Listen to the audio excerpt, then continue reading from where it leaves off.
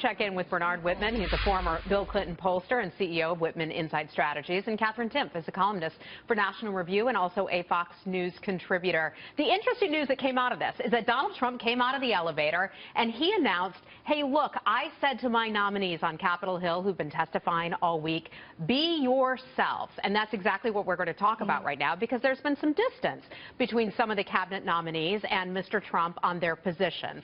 So how big of a deal, Kat, do you start out here, if you would, how big of a deal is that? I think it's great. I don't know anybody who's ever done the best job they can do on anything by surrounding themselves only with yes men.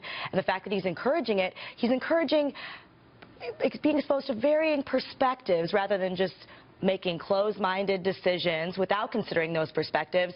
That would be a huge thing for politics, a huge improvement that sounds great to me. Okay, Bernard? For me, it was a breath of fresh air to get away from the BS that we heard continually from Donald Trump on the campaign trail on a variety of issues, and to hear his nominees actually put out policies that make sense, that are in line with the American people. For example, that torture is wrong, that waterboarding will never be done, that Russia actually is aggression in Ukraine is a threat to our national security. President-elect Trump did say that he has come around on the issue of waterboarding, if I may. He said he spoke with General Mattis, and that General Mattis convinced him that it wasn't the best idea. If you look at what Trump ran on, he ran on opposition to climate change, he ran on a Muslim ban, he ran on Russia's fine, he ran on waterboarding we should reinstate. All of his nominees are rejected. It's a huge breath of fresh air. I'm going to get the best people, I'm going to get good people who know a lot about this, and he's willing to listen to them. And he's willing to consider varying perspectives.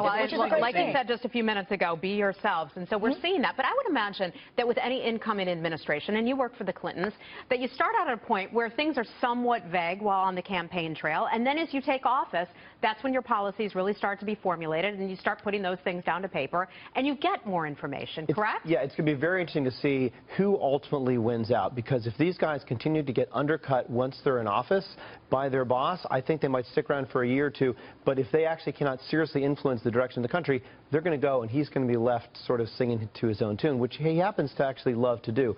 My actual real problem with the appointees so far is that it is going to be, if they're confirmed, the whitest, malest cabinet in more than a generation. I think that the cabinet should reflect the country, not just be all white guys. I'm a girl, and it doesn't bother me. I would think that you want the best candidates, and the candidates who have the best relationship with the president-elect possible, not just picking somebody because of the color of their skin. No, but their background does influence who they are, where they come from, and how they speak. And so to have a cabinet reflective of America, I think, is something to be heralded, which goes back, Kat, big deal or not? a generation. Not a big deal to me. Big deal. No. Okay. All right, guys, we have to leave it there.